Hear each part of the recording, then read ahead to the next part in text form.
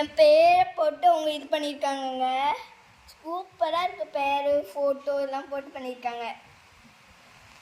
உங்களுக்கு பிடிச்சிருக்கீங்கன்னா இங்கே வந்து கமெண்ட்ஸில் கேளுங்க. இது எங்கே வாங்குனீங்கன்னு சொல்லிட்டு நான் சொல்கிறேன். வீடியோவில் நான் சொல்கிறேன் நான் இதை எங்கே வாங்கினேன். இப்போ எனக்கு தெரியாது, அதனால தான் சொல்கிறேன். எங்கள் அப்பாவுக்கு தான் தெரியும். அதனால கேட்டுட்டு அதுக்கப்புறம் கேட்கும்போது நான் சொல்கிறேன்.